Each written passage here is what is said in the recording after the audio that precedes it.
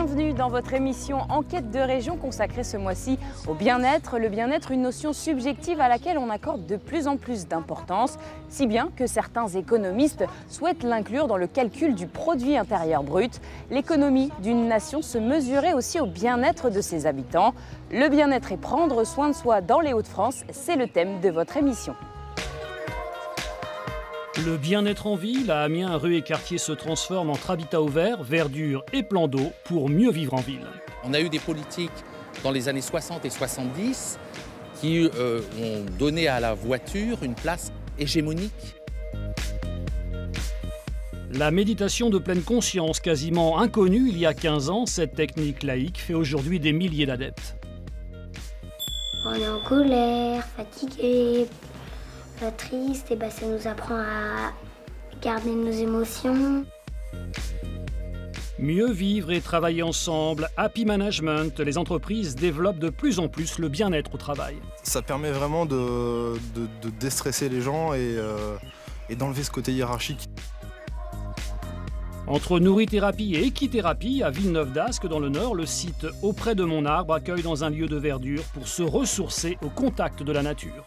Quand on est paumé, quand on ne sait plus bouger, le plus pur en nous, le plus essentiel est le cœur. Et ça, le cheval, il capte direct et les relations sont vraiment de cœur à cœur.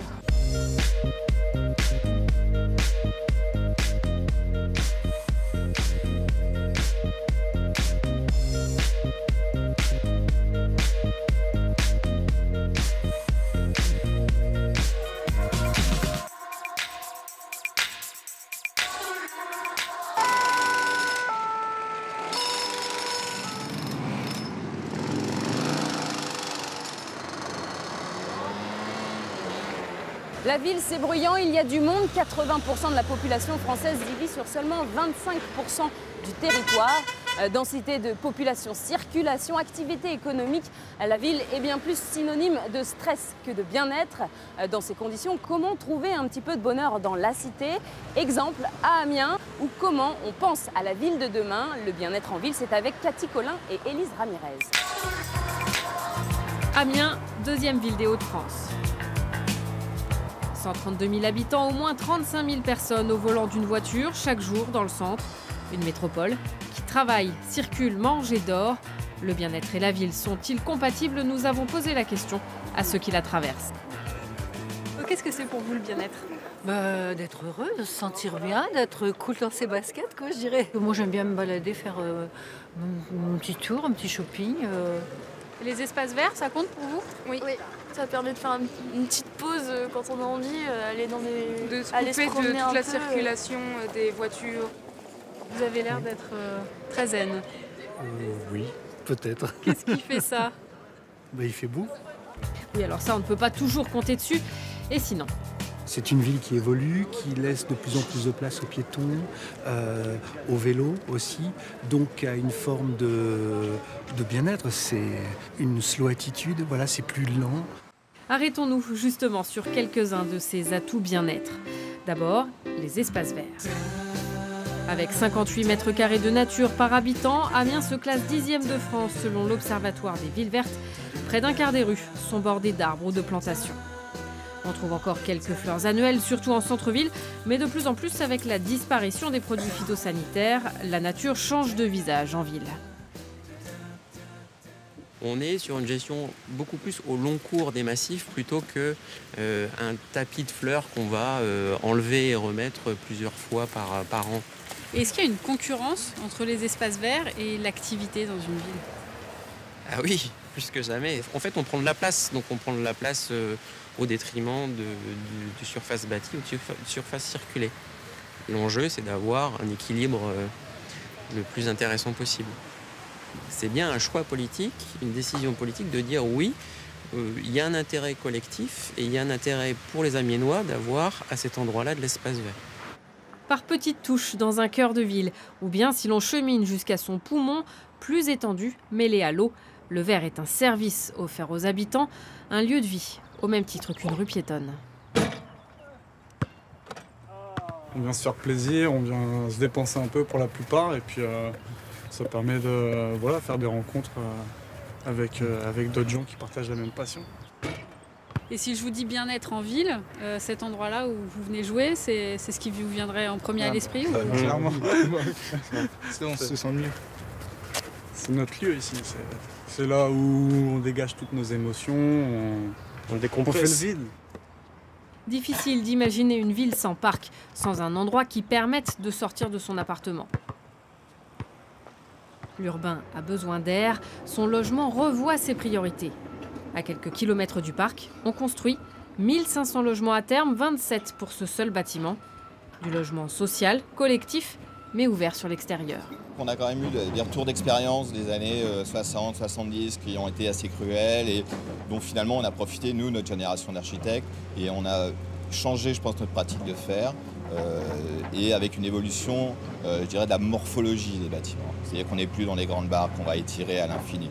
On va morceler les choses, peut-être avoir des choses plus ou moins hautes, plus ou moins basses, et surtout pas créer de vis-à-vis, de tensions, multiplier au contraire les petits espaces extérieurs où les gens peuvent se retrouver dans l'intimité. S'il n'y a pas de problème de voisinage, entre guillemets, et notamment de bruit, eh bien ça facilite la vie des habitants, donc aussi du bailleur social. Donc je pense que tout le monde y a intérêt à ce que ce soit le mieux conçu possiblement.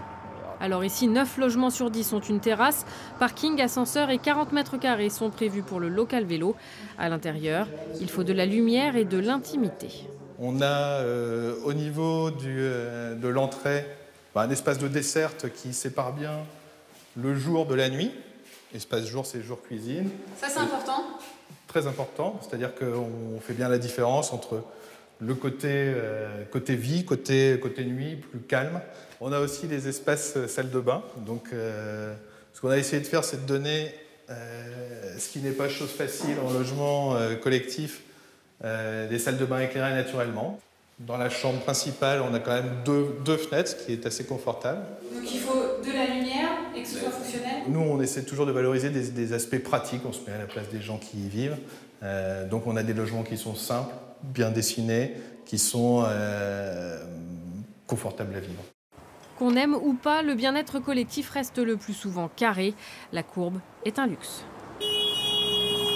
Retour en centre-ville. Bruit, pollution, stress. Vu de l'extérieur, la voiture serait l'ennemi du bien-être en ville. Le vélo serait-il la solution? L'idée est belle, mais une fois en selle, ça déraille. Et lui, c'est un peu tracé. Alors là, une voie bus plus vélo, donc bon, ça c'est plutôt bien. Hein. C'est-à-dire qu'on circule avec les bus, il n'y en a pas trop, il y en a un tous les 7-8 minutes.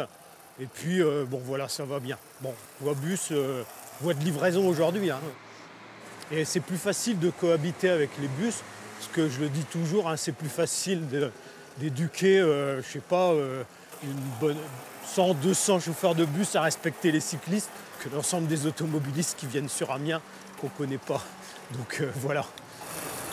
Voilà. On va laisser la priorité aux piétons, hein, bien sûr, c'est le principe. Hein. Alors là, c'est l'exemple même. Paris-Roubaix. 130 km de voies cyclables sur la ville, c'est bien, pas assez pour les cyclistes. Quand elles manquent, la route passe parfois sur les trottoirs. Le plus court chemin d'un point à un autre, c'est la ligne droite pour un cycliste. Sinon, on lui fait faire des détours. Et on sait qu'à chaque fois, nous, ça ne nous va pas de faire des détours. On avance, c'est nos jambes qui poussent. Alors malgré les obstacles, les dangers, le vélo en ville reste-t-il une source de bien-être? Je peux vous dire que toute ma vie, moi par exemple, j'ai été travailler en vélo. Et il n'y a pas besoin d'aller le samedi, le dimanche dans les salles de sport. On a, je pense, une activité physique qui nous maintient en forme. Après, le bien-être aussi, c'est par exemple d'aller faire ses courses très facilement. Les cyclistes sont toujours garés à l'heure, sont toujours garés plus près et sont toujours à leur rendez-vous. Ça aussi, ça fait partie du bien-être. Aujourd'hui, à Amiens, environ un tiers des déplacements se font à pied ou en vélo, contre plus de la moitié en voiture. Moyennant des aménagements, peut-on voir un avenir sans voiture pour la ville? L'exclure brutalement est une chose impossible. En revanche, il est vrai qu'on a eu des politiques dans les années 60 et 70 qui ont donné à la voiture une place hégémonique dans l'utilisation d'espaces publics. Donc, Là, ça correspond à des politiques d'ajustement qui vont dans le sens de trouver la place adéquate pour chacun des modes. Le problème, c'est que piétons, vélos, voitures et bus ne vont pas à la même vitesse. Alors, deux solutions, ralentir pour cohabiter ou bien séparer les voies quand on a la place. Pour moi, on est sur le boulevard de Belfort dans un assez bel exemple qu'on peut avoir un espace public qui est d'une certaine façon segmenté entre des rôles fonctionnels différents, la voiture, le transport en commun, le piéton, tout en offrant finalement un confort de ville et un confort d'usage. Mais le confort dans une ville, ça n'est pas seulement la tranquillité. Pour certains de ses habitants, justement, le bien-être, c'est de ne pas se coucher trop tôt. En fin de semaine, ils sont plusieurs centaines à défiler à Saint-Leu, dans le principal quartier nocturne de la ville. Je ne pense pas qu'Amiens puisse vivre sans ce quartier, quoi. Il en fait vraiment partie, quoi. Ça va au-delà des Amiénois, quoi. Les Français, les Parisiens viennent passer un week-end ici et adorent, et les touristes de la même manière, quoi. 3h du matin pour les bars, 7h pour les boîtes de nuit. Ça n'est pas de tourpeau pour les riverains, comme nous l'explique Joseph, qui habite le quartier depuis 30 ans. À 1h du matin, 2h du matin. Même par moment à 7h du matin. Ça discute, puis bon, par moment ça se passe mal, bon. Ouais. Vous, qu'est-ce que vous aimeriez pour le quartier, pour l'avenir du quartier? Qu'est-ce que vous aimeriez? Ouais, qu'il y a des gens qui chuchotent, puis pour essayer de faire 50-50 pour que tout le monde soit... Que les jeunes fassent un peu, puis que les gens comme nous, on fait... Vous soyez bien aussi, quoi. Voilà, c'est ça. 50-50, ce serait la clé du bien-être dans une ville. Partagé, parce que tout le monde n'a pas les mêmes besoins. Parce que quand on est nombreux, le bien-être, c'est prendre soin de soi et des autres.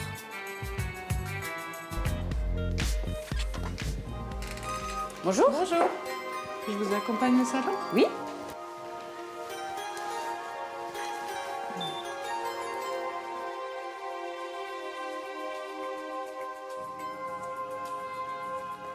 Pas facile de prendre soin de soi. Une des méthodes en pleine expansion, c'est la méditation de pleine conscience, une technique laïque issue du bouddhisme et qui rassemble des milliers d'adeptes en France et dans la région. Ses bienfaits ont notamment été prouvés pour lutter contre la dépression. Son credo, en résumé, apprendre à vivre l'instant présent.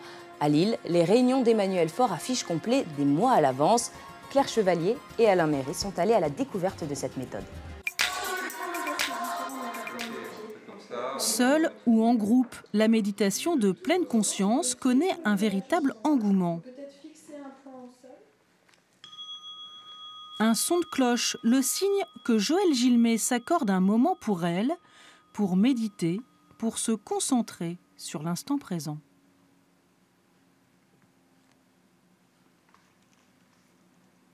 Je médite de deux façons. Je médite de façon formelle, c'est-à-dire je vais me poser là 10 minutes, un quart d'heure, une demi-heure, 3 quarts d'heure, plusieurs fois dans la semaine. Et ça va être mon entraînement de base. Et puis après, je vais méditer au quotidien, en repassant, en faisant la cuisine, en faisant un café, en travaillant dans la voiture. Voilà, je médite un peu partout. Un métier de commercial, un mari, 4 enfants à la maison et forcément des tonnes de préoccupations qui l'ont poussé à devenir une accro à la méditation de pleine conscience. En fait, en méditant, on apprécie un petit peu plus les choses. Voilà, parce qu'on est conscient de ce qu'on fait. Et ça paraît étrange, mais on est conscient de ce qu'on met dans la recette, les ingrédients, d'où ils viennent, où vous les avez achetés, qui les a produits, etc. Et ça donne quelque part un sens à ce que vous faites. Méditer, ça peut paraître facile, mais ça ne l'est pas. Alors, ça s'apprend. Peut-être que pour vous, c'est plutôt au niveau des narines, avec le flot de l'air qui entre et qui sort. Les formations, les conférences ou les ateliers d'initiation animés par Emmanuel Faure affichent complet des mois à l'avance. C'est une bonne nouvelle, nous n'avons rien à améliorer. Rien à changer. Nulle part où aller. Nous avons simplement le droit de laisser le souffle être tel qu'il est. Aujourd'hui, ils sont une vingtaine à être venus expérimenter cette pratique.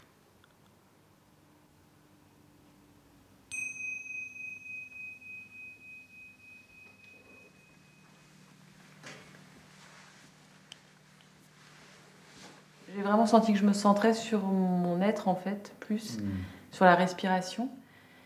Et ça fait un bien fou, parce qu'on oublie de respirer, en fait, souvent. Un grand apaisement, un grand calme qui rentrait en moi. Même si parfois j'ai été dérangée, mais quand même j'ai ressenti très fort. J'étais vraiment en moi. Je suis très mouvante, très vivante. J'ai un petit hamster qui court sans arrêt dans sa roue. Et là, cet après-midi, il a su se mettre en pause. Et ça, c'est hyper important pour moi. Alors, c'est quand tu veux. 1, 2, 3. Ah, ouf. Si tu m'avais attrapé, je te referais une plaque de chocolat. La formation proposée par Emmanuel Faure dure 8 semaines. Sur la main gauche du voisin de gauche qui est tendu devant nous. Les participants s'engagent à suivre un atelier hebdomadaire et à pratiquer quotidiennement. La méditation, c'est comme un sport, la régularité et l'entraînement sont essentiels. Au moment où j'allais dire 3, vous avez remarqué, derrière, il y avait un grand silence dans la salle. Parce que vous étiez vraiment présent. En tout cas, beaucoup plus présent que les quelques instants qui précédaient. L'invitation, c'est d'apprendre à être attentif, concentré sur ce qui se passe ici et maintenant. C'est l'art d'être présent. C'est à la fois très simple parce que on est là et on peut apprendre à être là, mais c'est très difficile en fait, parce qu'on est constamment absorbé par des projections, prévoir, anticiper, résoudre des problèmes qui d'ailleurs n'arriveront peut-être pas. On est constamment soit devant, soit derrière, et on est rarement présent. La méditation de pleine conscience est laïque, même si elle s'inspire du bouddhisme. Ce qu'enseigne Emmanuel Faure, c'est la méditation de pleine conscience basée sur la réduction du stress. Elle a été théorisée aux États-Unis par un médecin dans les années 70. C'est suite à des bouleversements dans sa vie personnelle qu'Emmanuel Faure a lui-même découvert la méditation. Le fait que ça vienne d'une université de médecine, je pense, m'a rassuré. Je me suis dit, ok, je peux aller voir ce que c'est pas une secte. Puis dès lors que j'ai senti que ça avait un effet par rapport à mes propres difficultés, d'abord j'ai poursuivi, et puis je me suis senti attiré par le fait de transmettre ça aux autres. Aux autres et à son épouse. Aujourd'hui, il médite en famille. Sophie s'est elle aussi formée à la méditation. C'est quand j'ai remarqué les changements que ça avait eu sur lui en tant que personne, mais aussi sur nous en tant que couple, sur nous en tant que famille, dans les relations avec les enfants. Je me suis dit, ça a l'air quand même plutôt pas mal ce qu'il fait, ça a l'air d'être aidant. Donc je me suis intéressée à ça pour moi, qui vivais aussi une période difficile dans mon travail, et donc ça m'a bien aidée à rebondir. La science, aujourd'hui, atteste des bienfaits de la méditation. Et un peu partout, elle fait son entrée à l'hôpital en complément de certaines thérapies. Ici et maintenant, percevez un petit peu mieux les pensées qui viennent et qui partent. À Armentières, depuis quelques années, 2 psychiatres de l'établissement public de santé mentale proposent à leurs patients de suivre un programme de méditation. Vous avez décroché. Ça m'aide à retirer les mauvaises pensées et vraiment à m'écarter en fait des grosses angoisses ou des angoisses de la vie quotidienne. J'y ai trouvé, je ne vais pas dire toutes les clés, mais beaucoup de clés qui m'aident dans mon quotidien. Vraiment en tout. Pour écouter, être à l'écoute des personnes. Être à mon écoute également, parce qu'on n'est pas forcément souvent. On est happé par le quotidien, par la vie, etc. Et on ne s'arrête pas. Et on ne sait plus ce qu'on a besoin. Troubles du comportement alimentaire, anxiété, addiction, souffrance au travail. Dans nombre de pathologies, la méditation de pleine conscience permet aux patients de mieux gérer leur rumination et de retrouver un peu de sérénité. Percevoir votre corps. Il y a beaucoup de troubles qui sont liés aux pensées. Des pensées de peur dans l'anxiété, des pensées tristes dans la dépression. Et donc la pleine conscience, c'est apprendre aux personnes à observer leurs pensées, à prendre de la distance avec ce que leur dit leur esprit. Remarquez le léger mouvement de votre cage thoracique qui s'élève à l'inspiration. Aujourd'hui, des études scientifiques prouvent qu'en méditant, les rechutes sont moins nombreuses. Le cerveau est mieux armé pour se défendre. Et ça fait ça l'expiration. C'est surprenant qu'on n'ait pas intégré la méditation bien avant dans les pratiques médicales occidentales, puisqu'elle a des vertus. Maintenant, la science s'y est penchée et l'a bien validé, mais des vertus curatrices exceptionnelles. Petit à petit, la méditation de pleine conscience conquiert aussi l'entreprise. Certains patrons la pratiquent et la proposent à leurs salariés. Ça c'est reporté, ça va être reporté la semaine prochaine.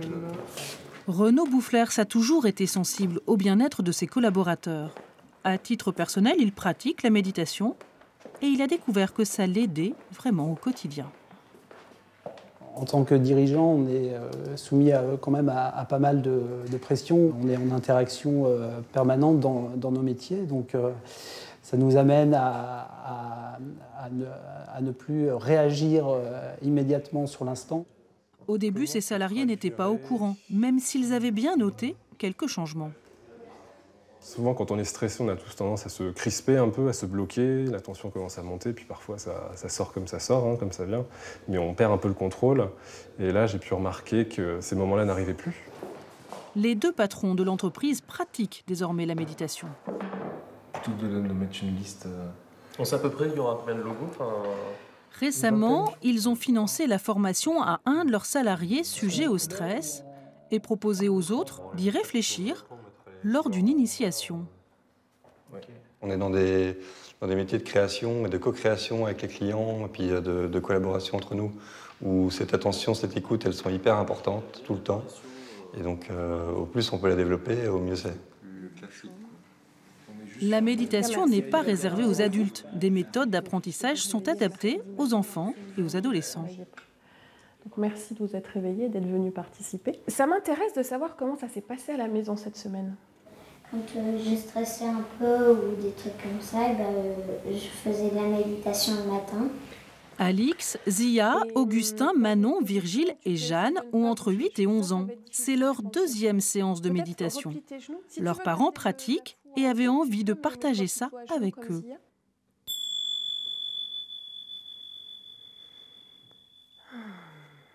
Alors je vais te demander de tout doucement, si c'est confortable pour toi, de fermer les yeux. Sophie Faure enseigne la méditation dans des écoles ou chez des particuliers. Il est possible d'apprendre à méditer dès l'âge de 5 ans en utilisant une méthode conçue pour les plus jeunes. Que tu aurais envie de bouger. C'est respirer pour être calme, pour se sentir mieux dans son corps. Ça nous apprend à... Quand on est, par exemple, quand on est en colère, fatigué, triste, et ça nous apprend à garder nos émotions. J'arrive mieux avant les devoirs à me détendre et pendant les devoirs, si j'arrive pas à un exercice ou quelque chose comme ça. S'il n'y a pas d'âge pour méditer, la pratique régulière est essentielle pour débrancher ses pensées, se reconnecter au présent et mieux profiter de l'instant. Et on peut redescendre tout doucement. Alors prendre soin de soi, ça regroupe plusieurs réalités. Marie-Hélène Gauvin, vous êtes psychologue. Oui. D'abord, c'est quoi le bien-être? C'est quoi la définition? Est-ce qu'il n'y en a qu'une déjà? Non, je pense qu'il y a plusieurs définitions du bien-être et puis chacun, je pense, a sa propre définition. La définition quand même qu'on peut retenir de l'OMS du bien-être, c'est un état de santé à la fois au sens bien-être, au sens moral, au sens physique, mais aussi au sens social. Après, tout dépend justement ce qu'on cherche dans le bien-être et selon les personnes, c'est totalement différent. Et justement, selon les situations, moi je peux être heureux, mais mon voisin ne peut ne pas l'être. Complètement. Complètement, c'est-à-dire tout dépend quel objectif vous attendez de la vie et puis quelles sont vos attentes aussi par rapport à ce que vous êtes, à ce que vous aimez. Et effectivement, vous pouvez être tout à fait heureuse à un moment donné parce que vous êtes en train de vivre quelque chose et votre voisin ne l'est absolument pas alors qu'il peut vivre peut-être exactement la même situation. Alors justement, comment on peut être heureux? Eh bien, tout dépend ce qu'on attend de la vie. Justement, et ce qu'on attend justement dans cette notion du bonheur et d'être heureux. Je crois que c'est lié à l'histoire de chacun et surtout les objectifs de ce qu'on veut faire de sa vie. Alors on l'a vu dans le reportage précédent, la méditation de pleine conscience peut être un moyen d'atteindre ce bien-être. Est-ce qu'il y en a d'autres? Alors je pense qu'aujourd'hui il y a plein de méthodes qui est offert quand même aux personnes pour aller chercher la notion du bien-être. Alors la méditation, ça fait partie de tous ces outils, surtout la méditation de la pleine conscience, c'est-à-dire prendre conscience de ce que l'on veut, de ce que l'on attend. Vivre l'instant présent. Vivre l'instant présent, voilà, c'est surtout ça, la pleine conscience, c'est quand même l'histoire de vivre l'instant présent. Et aujourd'hui, on est quand même dans une société où vivre l'instant présent, c'est quand même quelque chose qui peut rester parfois difficile à faire. Oui, c'est compliqué parce qu'en plus, notre société, elle va de plus en plus vite. On a les réseaux sociaux où on dialogue tout le temps. Est-ce que c'est pas devenu impossible finalement? Alors, j'espère que c'est pas devenu impossible, mais en tout cas, on va dire qu'effectivement, avec les nouvelles technologies, c'est quelque chose qui devient de plus en plus difficile, puisque avec les nouvelles technologies, qui est un outil en même temps formidable pour communiquer, mais en même temps, on s'aperçoit que dans cette communication du virtuel, on est quand même replié sur soi. Et à un moment donné, on peut en oublier de vivre pleinement là où on est et ce qu'on fait. Quand je dis vivre pleinement, c'est comme aujourd'hui par exemple, apprécier la douceur de la météo, apprécier le rayon de soleil, apprécier l'oiseau qui est en train de se poser, apprécier les odeurs. Et je pense qu'effectivement avec le virtuel, le risque il est peut-être là, c'est de passer à côté de tout cela. Oui, aujourd'hui, comment on peut aider les gens à essayer de retrouver cette lenteur? Alors, je crois que malgré tout, les gens sont en train de prendre conscience quand même, si vous voulez, de cette société qui va toujours trop vite. Et beaucoup de gens sont à la recherche justement de ce bien-être. D'ailleurs, on le voit, c'est développé quand même dans plusieurs thématiques, et notamment à travers les différentes méthodes qui peuvent exister, et notamment dans cette notion de prendre soin de soi. Prendre soin de soi, c'est aussi important parce que c'est en même temps prendre soin aussi des autres, parce qu'on prend soin de soi pour être apprécié des autres. Donc il y a vraiment cette notion de réciprocité qui me semble importante. Mais est-ce qu'on a encore le temps de prendre soin de soi quand on a des journées de 10 heures de travail? Justement, prendre soin de soi, c'est prendre aussi le temps de faire les choses et justement peut-être mieux organiser son agenda et puis s'accorder du temps justement pour se poser et puis d'aller aussi à ses priorités, parce qu'on est aussi dans une société où on veut être très performant, on veut être vraiment dans la rentabilité, et je pense qu'on ne peut pas être performant et être dans la rentabilité si on ne prend pas soin de soi et si on ne prend pas le temps surtout. Et justement, le travail, ça représente environ un tiers de notre journée. Les salariés sont de moins en moins heureux. Et pourtant, un salarié heureux est 2 fois moins malade et 6 fois moins absent. Alors, certains employeurs tentent par des techniques de management d'améliorer la santé de leurs salariés. Coup de pub ou réelle avancée? Voyez cette enquête de Marie Roussel et Jean-Paul Delance. Nous sommes dans l'Oise, au siège de la mutuelle CCMO. Pour une partie des 200 salariés, la journée de travail ne commence pas dans le grand bâtiment, mais juste en face, au bisou d'Esquimaux.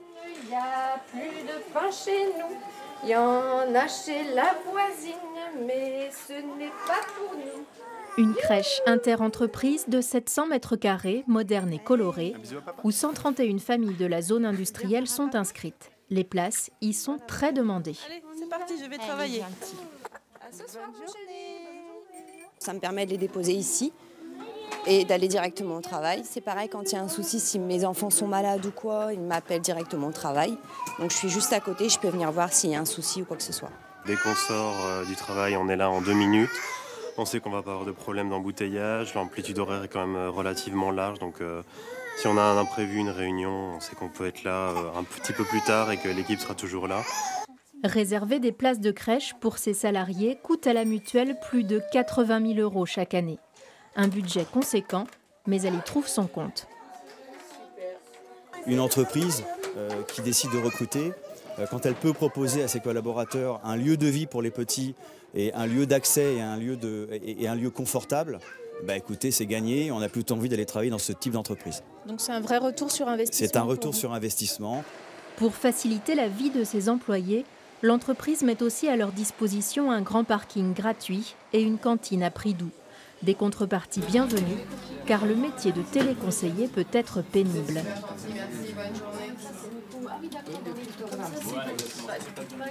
Des heures au téléphone, dans un environnement bruyant, les yeux rivés à l'écran et contrôlés en permanence.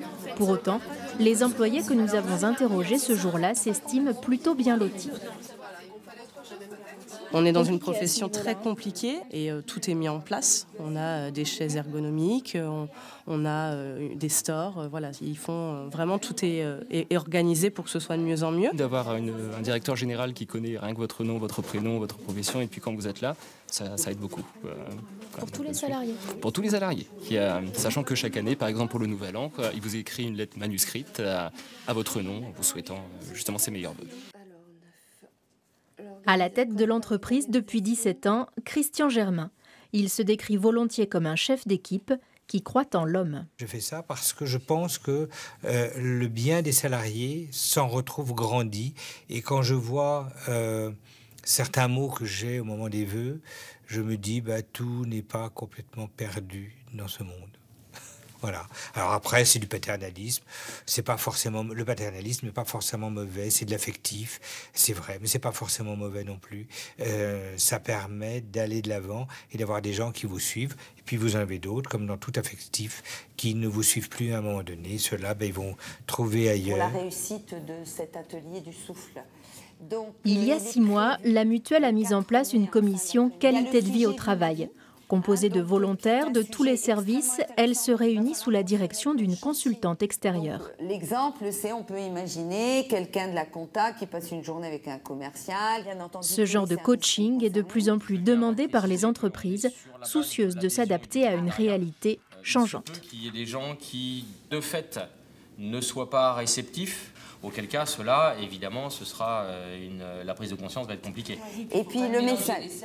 Tout à fait. Tout à fait. Parce que l'argument j'ai pas le temps, on nous le met à toutes les sauces. Donc ça fait. On parle de l'ego salarié, c'est-à-dire un salarié beaucoup plus centré sur lui. Et c'est parce qu'on aura répondu à cette nécessité de bien-être qu'après le collectif va opérer. À la différence de ce qui pouvait exister auparavant, où c'est le collectif qui mène à l'individuel, là c'est l'individuel qui amènera au collectif.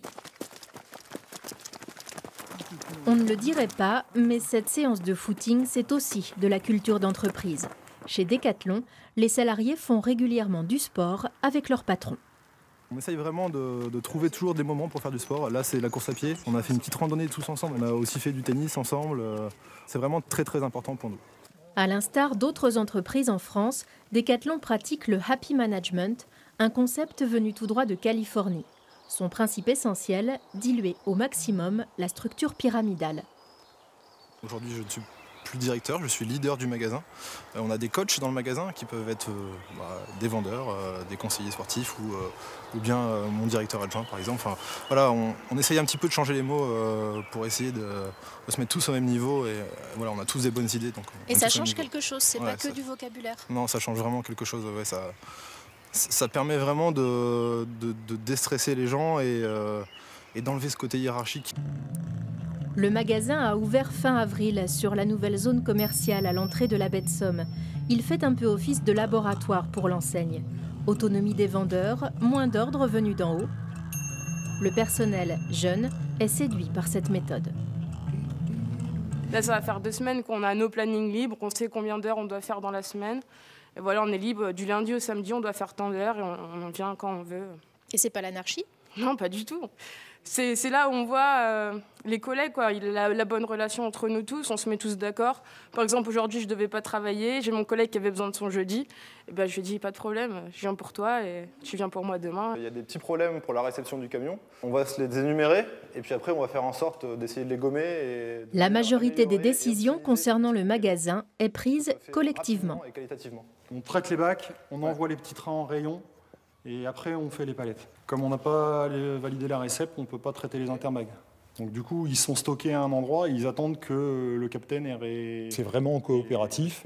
Antoine nous réunit régulièrement à plusieurs, voilà, pour essayer de discuter d'un sujet. On se met voilà, quelques lignes de conduite et après, c'est plus un débat qui fait qu'on va amener une action plutôt que vraiment un management qui nous impose en disant bah, voilà, aujourd'hui vous faites ça et point, vous n'avez pas votre mot à dire. C'est un vrai plaisir de venir travailler. Ma femme râle une fois de temps en temps parce que je viens travailler plus tôt. Pourtant, tous n'ont pas le sourire. Nous avons contacté la CFDT du groupe Decathlon. Le syndicat pointe le turnover important au niveau national, supérieur à 30%, signe pour lui que tout n'est pas si rose. Chantal Casadori a écrit un livre sur le néo-management. Psychanalyste, elle a travaillé 15 ans comme conseillère auprès d'entreprises publiques et privées. Elle met en garde contre certaines dérives pernicieuses. On introduit ce qu'on a dit, le baby-foot, enfin des tas de choses, des fauteuils massants, qu'est-ce que j'ai lu encore, du bio, des repas bio qui sont le juste à temps. Mais c'est bien tout ça, mais c'est très bien. Hein, des ostéopathes qui viennent, c'est très très bien. Mais ça camoufle le reste. Parce qu'avec ça, les gens ils se disent, bon, après tout, le patron est gentil, etc. quoi. Mais il y a une idéologie derrière tout ça. Et l'idéologie, c'est de faire accepter ce qui se passe. Les contraintes, les injonctions paradoxales. Travailler 7 jours sur 7. Enfin, vous voyez les contradictions dans lesquelles on met les gens. Alors, les gens qui ne savent pas dire non, il y en a plein dans la vie qui ne savent pas dire non. Les gens qui se disent, après tout, on rigole, ça fait du bien, etc. Oui. Bon, il faut dire aussi que les gens les entraînent à ne plus penser. Et ne plus penser, c'est quoi ? Hannah Arendt le dit. Quand il y a du vide, c'est là qu'intervient le mal. On appelle ça le management de proximité. Chantal Casadori a mené sa propre enquête auprès des salariés de 12 grands magasins parisiens. Elle leur a demandé de lister leurs critères du bien-être au travail. 9 sur 12, on dit le rapport bienveillant avec les collègues. Le climat social, entre nous. Et tout de suite après, 8 sur 12, la proximité avec notre manager, qui nous soutiennent, qui nous reconnaissent, qu'on puisse compter dessus. On a tous besoin de reconnaissance. On a besoin d'avoir un projet, de s'identifier à son projet et d'être reconnu. À partir de là, la motivation, elle flambe. Le travail a bien changé depuis les chaînes d'Henry Ford. Aujourd'hui, de plus en plus d'entreprises s'intéressent au bien-être par conviction ou par intérêt, car un salarié heureux, c'est aussi un facteur de croissance.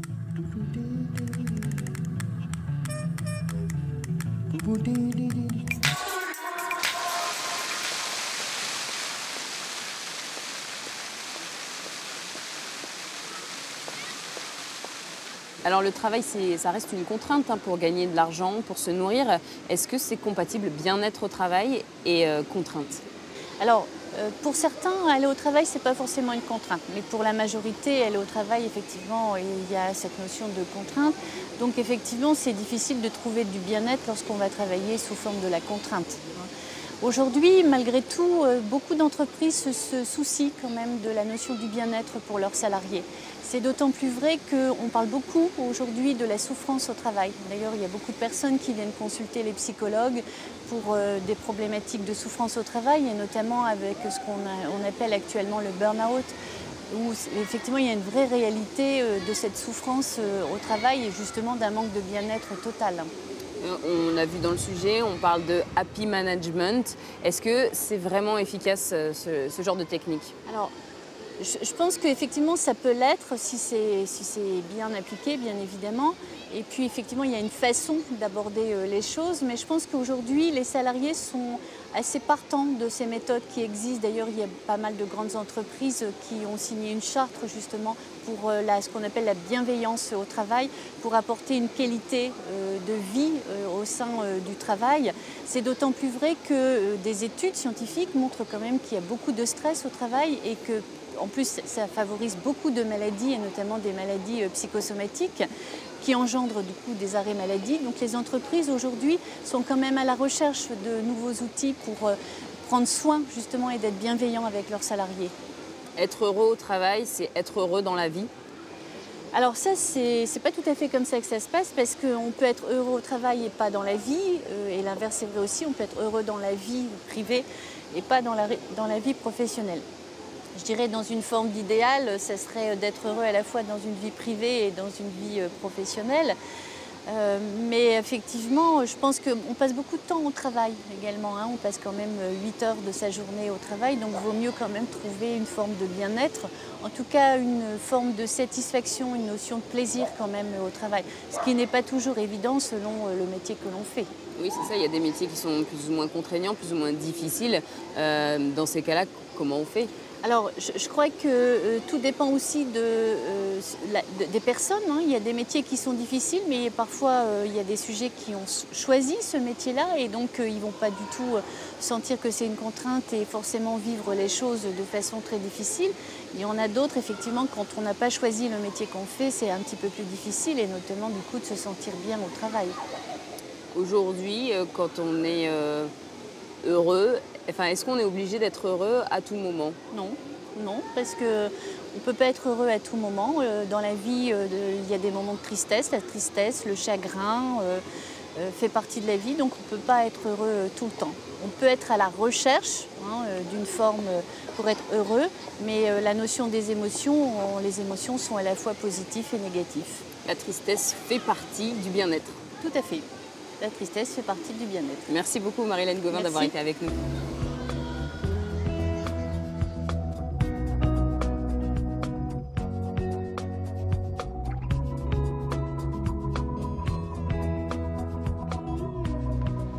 Le bien-être est désormais l'affaire de professionnels qui proposent différentes thérapies. Le mot thérapie est issu d'un terme grec qui signifie soigner, prendre soin d'eux.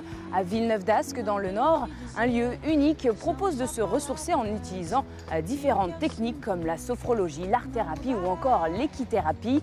Hélène Tonnelier et Antoine Morvan se sont rendus auprès de Monarbe, c'est le nom de ce lieu.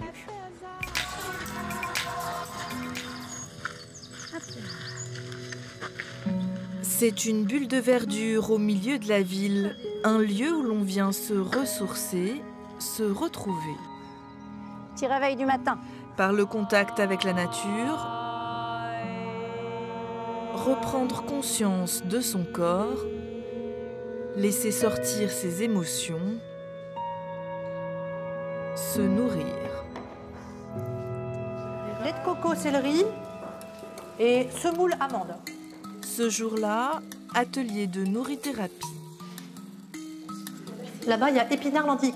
Les participants vont devoir choisir 2 ingrédients imposés à marier avec celui qu'ils ont ramené. Ou tu peux aussi aller sur carottes, céleri, lait de coco. Je voudrais faire un espèce de taboulet et puis une petite vinaigrette. Et pour pimenter l'exercice, le champ du potage. Très peu d'ustensiles sont à disposition. En termes de couteaux, il y a un éplucheur. Voilà, vous avez à peu près un couteau chacun. Alors il faut se mettre d'accord et se débrouiller. Il n'y a pas de fouet. Non, me débrouiller avec une fourchette, c'est pas grave. Si on a toujours tout à disposition, on n'est pas créatif en fait. On devient de plus en plus exigeant et si les jours où les choses ne sont pas là, on est perdu en fait. Mon rôle à moi, c'est déjà de leur ouvrir des possibles, de pointer là où ils s'enferment. Genre, tout à l'heure, on a eu droit à « il faut que j'ai ». Les meilleurs outils, c'est les mains. C'est vrai. Voilà, si elles sont propres. Déjà, leur montrer à quel point parfois on se ferme complètement. Moi, mon credo, c'est toujours de dire que la cuisine, c'est un peu comme la dinette. On n'a pas besoin, on n'a pas un mode d'emploi quand on est petit, ou même faire des pâtés sur la plage, quoi. On a des trucs et puis on fait avec et on voit ce que ça donne. Du fenouil sucré avec du beurre que je fais confire. Pas mal. Au fourneau, le sourire revient. Pas mal.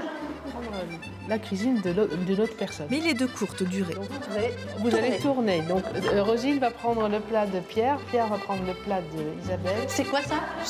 C'est un céleri rave. Un peu déstabilisé, je dois dire. Un peu déstabilisé. J'ai pas forcément envie de faire la même chose. On va tenter. On se sent perdu, mais très vite, les choses reviennent en confiance. Par contre, on sait qu'on a complètement saccagé la recette de l'autre, ça c'est sûr. De manière ludique, ne bouge pas, ça va bien se passer. Les participants expérimentent ainsi des leçons utiles pour leur vie quotidienne et professionnelle.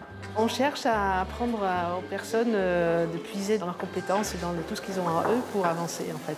On est parti trop, pour moi, dans un monde avec des objectifs et on oublie nos opportunités en fait. Mais là, le chocolat, ça va bien. Poulet sauce chocolat, gratin champignons carottes ou gâteau de semoule aux fenouil confit, le résultat est à leur goût, pas uniquement du point de vue gastronomique. T'es content, Pierre, de ton... Ça correspond à ce que tu dis. Je suis surpris par le chocolat.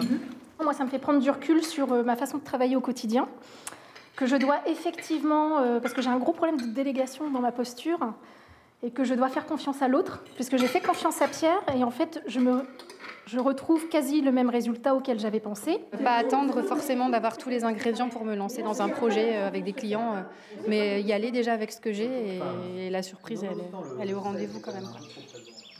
Dans l'après-midi, puis vous détendez le cuir chevelu. Les casseroles cèdent la place au tapis de gym. L'espace situé derrière le front. On vient ici se recentrer. Les tempes. Avec un cours de yoga du son. Autour des yeux. On inspire. La première fonction du yoga du son, c'est de figer le mental. Ça veut dire quoi? Ça veut dire de calmer le mental, tout simplement, de cesser la dispersion, de permettre de se recentrer. Il faut savoir que le son permet aussi, par exemple, de faire vibrer les organes, de faire vibrer les os. Chant, relaxation, posture, Bianca aide les yogistes à reprendre conscience de leur corps pour mieux se détendre. Tu inspires, tu le fais à ton rythme, d'accord? Plus zen qu'en entrant en tout cas, apaisé, oui. Là, je suis super bien, je suis bien. Voilà. Et les sons, en fait, amènent des sensations, des vibrations à l'intérieur du corps qui sont indescriptibles. Il faut l'essayer vous-même. Dans ce cocon où l'on a fait du bien-être un maître mot, tous viennent chercher l'apaisement, la sérénité. Des traces au crayon. Ouais. Mais genre n'importe quoi, des traits, des machins. Ouais, on se fait plaisir. On laisse aller son bras, d'accord? Pour y parvenir, certains viennent libérer leurs émotions sur le papier, guidés par une art-thérapeute. Je ne dois pas me forcer à rester dans le bleu. Bah non, vous n'allez pas pouvoir, vous ne voyez pas. C'est suite à un burn-out qu'Anne-Sophie est venue ici. Oh, quel stress! On va échanger, je vais venir sur votre feuille et vous allez prendre la mienne. En douceur, en couleur, elle travaille sur son problème de lâcher prise. Ce que je veux juste vous faire expérimenter sur quelque chose de si ludique, où il n'y a pas d'enjeu, on est sur de la peinture, qu'on sorte du cadre, on s'en fiche, mais c'est uniquement une expérience positive que je ne suis pas obligée de tout contrôler pour avoir du plaisir. D'accord? J'arrive à visualiser là où je pêche. Là où j'ai des soucis, je les visualise. Donc c'est mieux que quand c'est que verbal. Je vois quand j'arrive pas à sortir du cadre, je vois quand j'arrive pas à sortir du beau, je le vois. C'est devant mes yeux. Non, sérieux, là c'est dur. C'est dur parce que vous êtes encore dans le beau. La personne qui était là, elle faisait des grimaces sur les parties qui étaient difficiles pour elle. Et donc, on voit bien corporellement qu'il y a parfois des exercices qui sont plus difficiles. Donc après, ça va être comment elle va trouver ce sur quoi elle met elle-même des freins et comment elle va réussir à les lever pour continuer à avancer. Avancer, c'est aussi pour cela que ces jeunes de la mission locale de Villeneuve-d'Ascq sont ici. Prends le temps que le cheval soit complètement acceptant. Voilà, tu vois, là, ça y est, il mâchouille. Donc c'est peut-être qu'il y a quelque chose en toi qui a bougé. En échec scolaire, au chômage, il pratique l'équithérapie pour reprendre confiance. Respirer. Sentir le plaisir que ça procure, cette chaleur. Être à l'écoute de la respiration du cheval. S'accorder à l'autre. Le cheval, reflet des émotions, agit comme un médiateur. En quelques séances, François a ainsi retrouvé l'envie de sortir de chez lui et s'est inscrit à l'université. Le fait de pouvoir bien se poser dans son corps et tout, ça permet vraiment de prendre après des bonnes décisions, je pense. Apparemment, du coup, tu as choisi de reprendre la fac, c'est ça? C'est un essai. On verra bien jusqu'où je vais. Est-ce que tu es bien là? Au fil de la matinée, le plaisir se fait sentir, la magie opère. Tout le monde est bien détendu, allongé, en sécurité sur son cheval. Tu vas prendre toute ta place. Le plus, c'est la confiance en moi. J'avais pas confiance en moi du tout. Là, c'est un nouveau truc. Ça change et puis ça me fait du bien. J'ai baissé vite les bras et après, là, ça m'a permis de reprendre, d'avancer. T'as vu comme tu te balances et là maintenant t'accompagnes le mouvement, t'es avec la jument. Les visages un peu fermés du début laissent place à de francs sourires. Du cheval. Ça respire ici. Bah oui. Le cheval a cette belle capacité d'être miroir, de s'adapter, d'être à l'écoute toujours.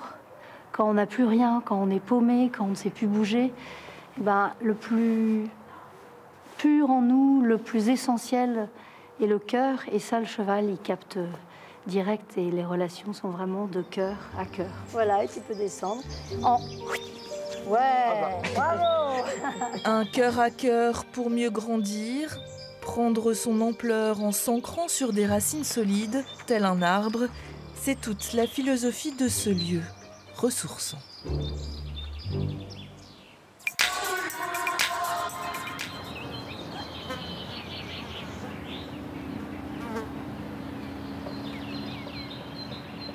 Voilà, Enquête de région, c'est terminé pour aujourd'hui, mais vous pouvez nous retrouver dès à présent sur les réseaux sociaux. N'hésitez pas à laisser des commentaires sur notre page Facebook.